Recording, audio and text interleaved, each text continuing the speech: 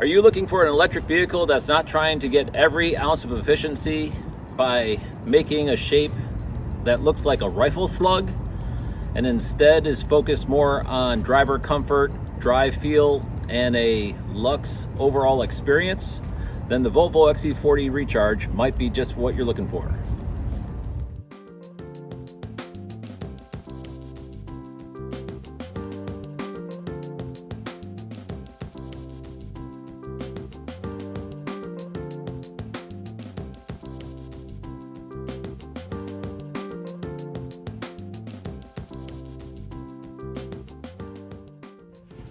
This is the Volvo XC40 Recharge 2022 edition. We purchased it in November of 2021 when we were looking for something to replace a Volkswagen that was nearing the need to be replaced.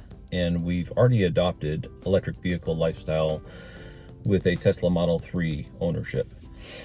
Wife found this that was getting ready to be offloaded in Virginia, luckily, and it was able to be transferred to our local Volvo dealer. Here's what we paid for it.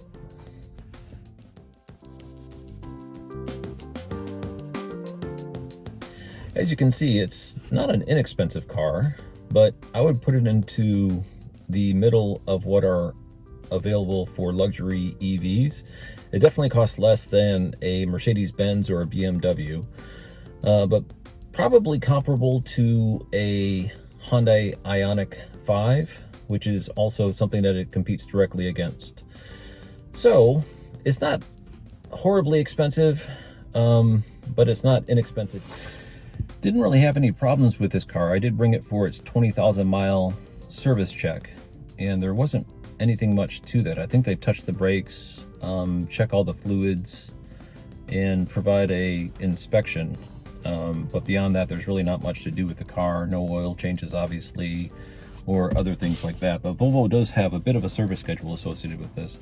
And we did have one problem with the car that was a legitimate gripe. The onboard charger died. So you could only charge it DC fast charging. You could not charge it AC. Brought it into Volvo. They acknowledged that the problem was a defective part. And then we waited for the part to arrive, and it took a long time. I think it was about 5 weeks, during which time my wife was actually out of the country on a trip, and this was her primary vehicle, so it wasn't that big of a deal. When she got back, we went to the Volvo dealer, and they got us a loaner for the couple of weeks left that it took them to get the part in, and then replace it. Since then, we haven't had any problems. It competes against the Tesla Model Y, the Ioniq 5, the Mercedes EQS, and the Kia EV6. Let's see, there's a couple other out there, the Volkswagen ID4. So this car fits into that same grouping. And I would say in the middle of the herd as far as price goes, but definitely a much more luxurious feel. Build quality is exceptional. The moonroof has a shade that covers it. It also has the function to go into just a retracted mode to let in a little fresh air. I use this a lot in order to extend range. I'll kill the environment, and if it's cold out, I'll turn on my heated seat and the heated steering wheel, and I'll get a lot more range. Or, on a nice day, you can go back into two different states. This is the first phase, and there's a little bug catcher up here also you can't see that I think is nice. It pops up when the shade goes back. I think this is optimized in order for a vortex of the wind not to occur, because if you go fully back like this, you tend to get a little bit of a flapping noise as you're going down an interstate at 70 miles an hour. So if you're going city streets, that's fine, but on the interstate, I use the other options. Also, this is, let's see, what do we call it? This is the Volvo XC40 Recharge 2022 Level 2 Plus trim is what it was called. And it comes with many upgrades that I like. Mentioning the moonroof is one of the ones that's very nice. And the memory seats, the pull-out for the legs is kind of hard to describe. I'll show you here in a second. And we'll tell you what, let's just go over some of the features of this. If you're going into a car wash, or you just like to have your mirrors folded for parking in a garage at night for a little extra space on the sides, the way you do it in the Volvo XC40 Recharge, and I think other Volvos as well, is you press both mirror buttons simultaneously, and that will fold the mirrors. Volvo as a brand also has these 3 buttons built into the bottom of the rear view mirror. I have the first one programmed to my garage door opener, so I don't have to carry around the garage door opener unit on my visor anymore. When I pull into the garage, I just need to press this button right here.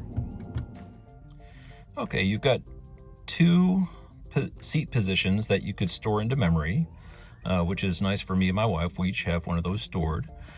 You have the ability to control the mirrors with the little joystick, and a child lock option, which when you do that, the back seats go to child lock activated. Then you press that and then they turn off. That actually took me a little while to figure out. Right here, there are 2 slots. And I didn't know what those were for, but what they're actually for are credit card holders. And being an EV, this is a great place to put your RFID cards. And so I like to keep the RFID cards in the car versus in my wallet, because if someone else is using the car, you want to have the charge cards available with the car, and that way they never get lost. They're always staying with the car. I mentioned the center console. I'll show you when driving what it looks like. There's a turn-by-turn navigation that displays there. In the center console, it's a landscape view. Some people will say it's smaller than other cars, so that makes it less attractive. My personal opinion, because it's built into the trim of the dash, it actually gives it a very nice luxe feel. There's only a few actual buttons in order to control the rear defrost and the front defrost, which are nice in case of an emergency if your windshield is frosting up or your back window. You can turn those on quickly. Otherwise, everything needs to be controlled through the center console. And that's this button right here. You actually press it, and then you could choose the fan speed. Now, one thing I don't like about Volvos is the need to manually select what fan speed you want it to be at. It'll automatically adjust where it sprays the environments, but it won't automatically adjust the fan speed. If you adjust the temperature, it will automatically adjust the temperature of the air coming into the cabin.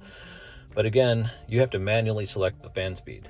I find that to be a little bit of an annoyance, but I've just gotten used to it.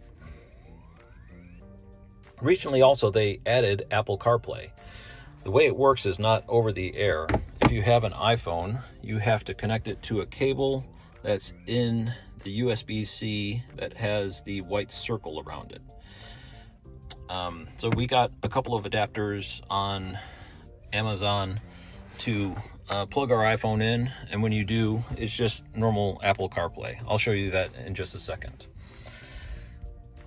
The range assist is what I was talking about that was added after the fact. And this is what it looks like. While you're driving down the road, you can get a rough estimate of how many miles you have left, and what might be less efficient will show up in orange. And then your current burn rate. There is no miles per kilowatt hour. They do it kilowatt hours per 100 miles. So you have to do a little bit of math in order to get that straight.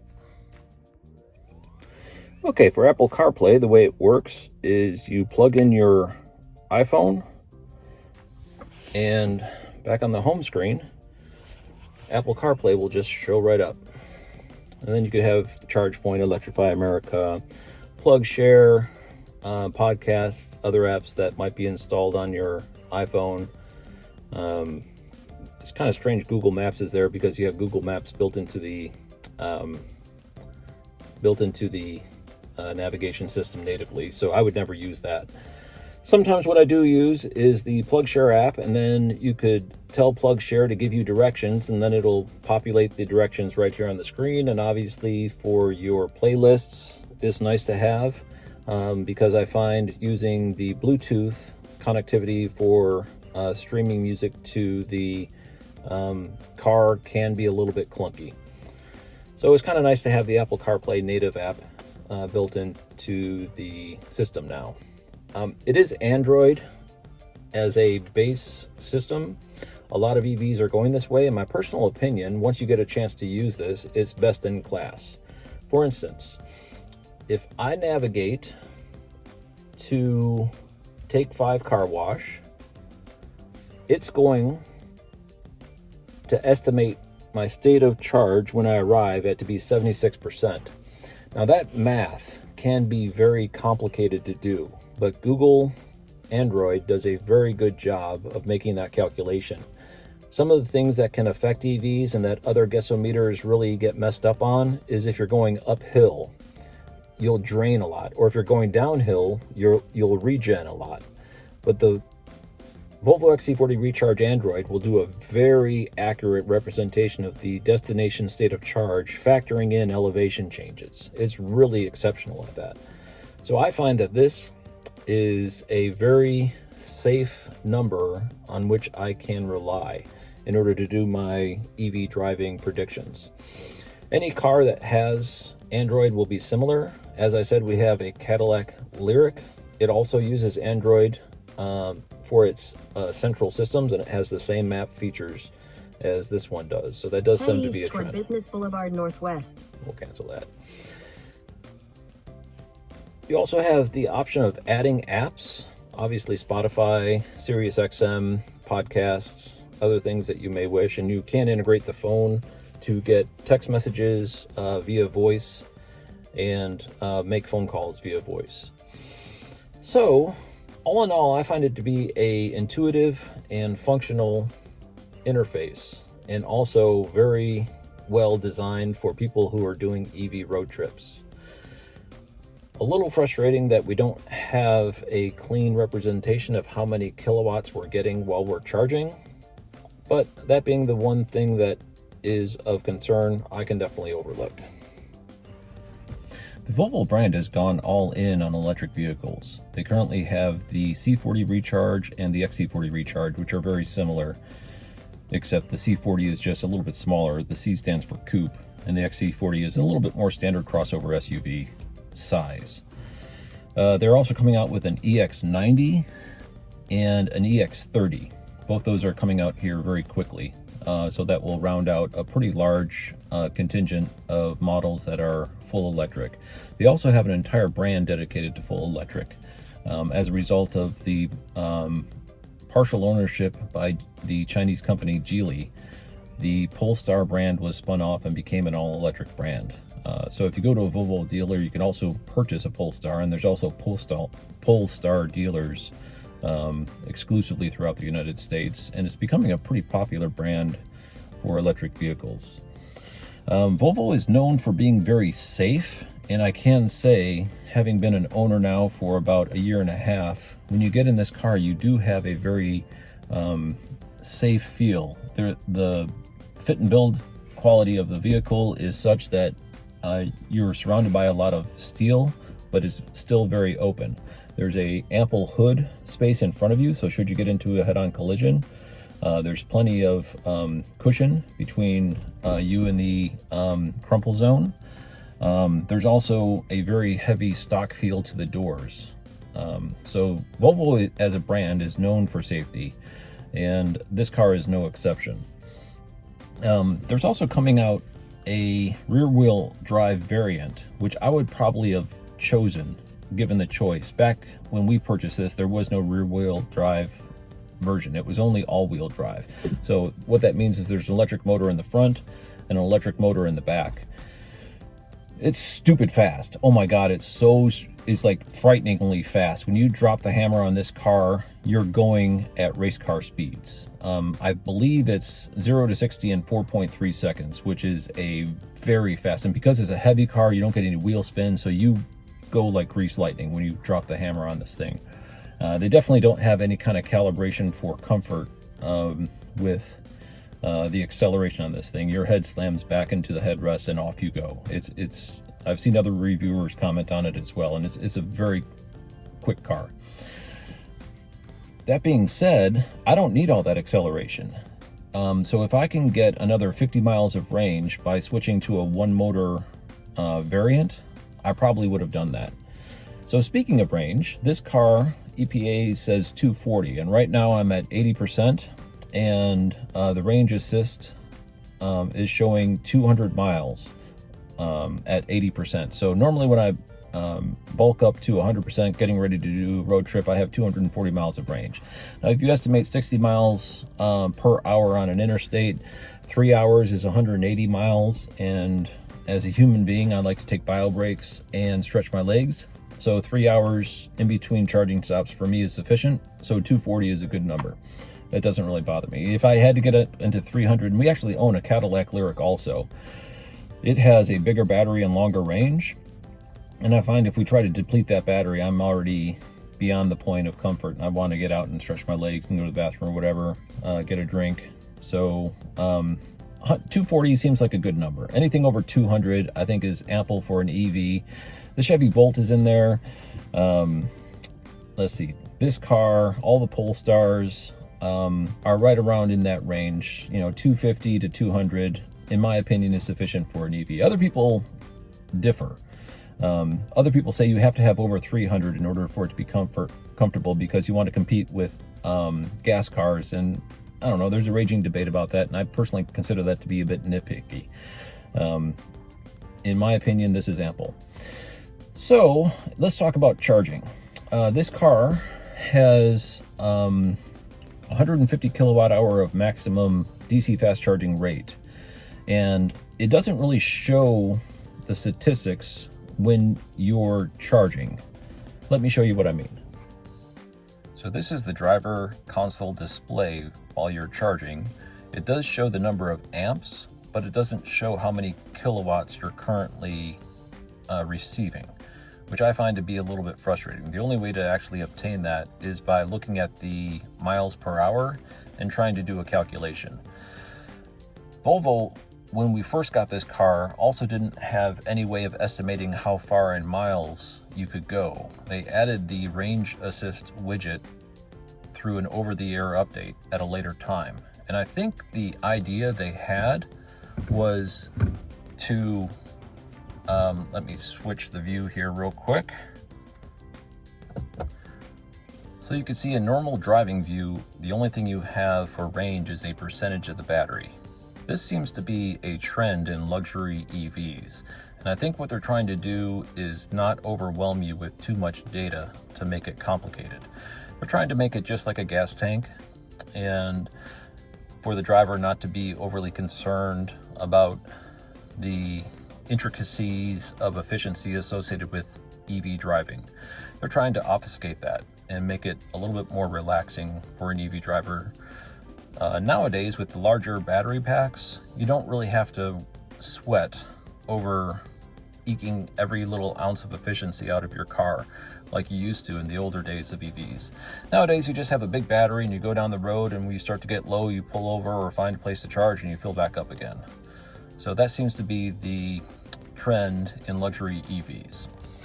The center console also doesn't really have much information. It's just telling you percentage. You could also adjust how many amps you want to receive. If you ever want to adjust that, it can receive up to 48 or 11.2 kilowatts. So if that's something you want to change, you can. I never do. And you could also set the timer if you're in a location that has time of day rates for your electricity. Here in North Carolina, we do not.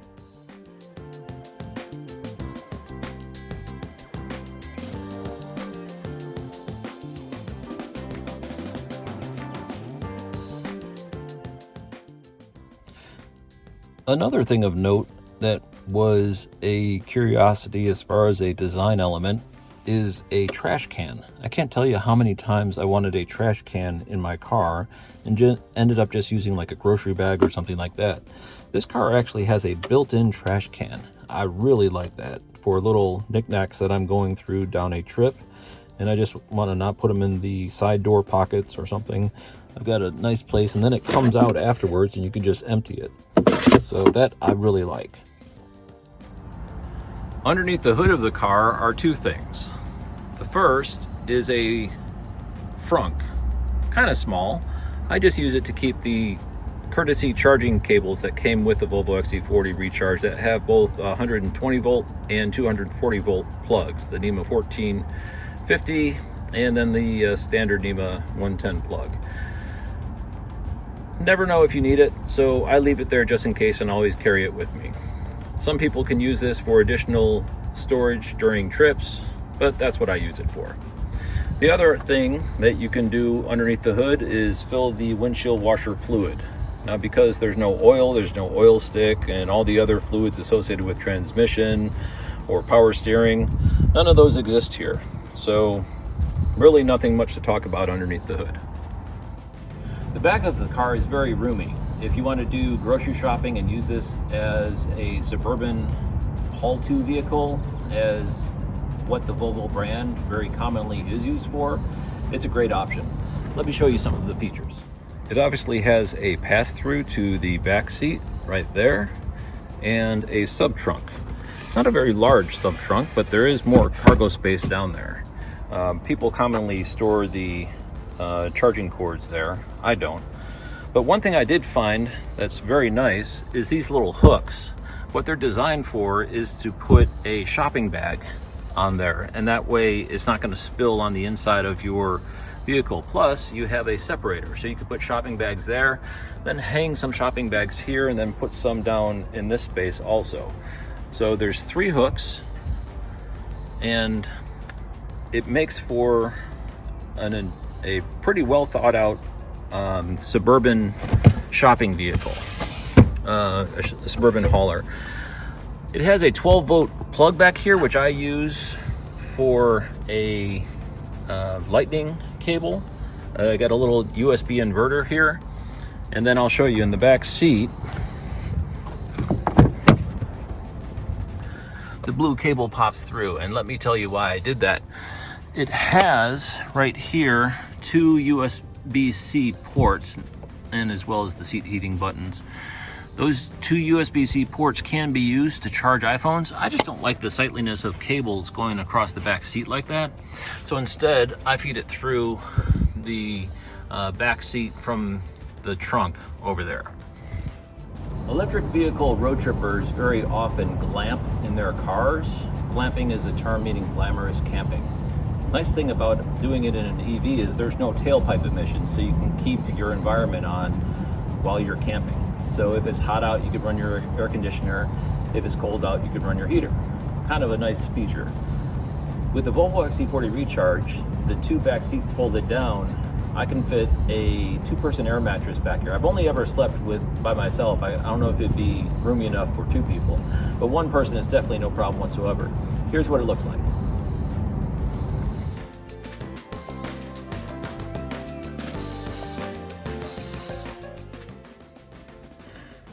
The last thing I'm going to talk about is something I consider to be an annoyance. I think this is not unique to the EVs in Volvo's lineup, but is common among Volvos, which is the rear auto brake. What that means, if for some reason the car thinks you're going to hit something, it's going to take over the braking system and immediately go to full lock.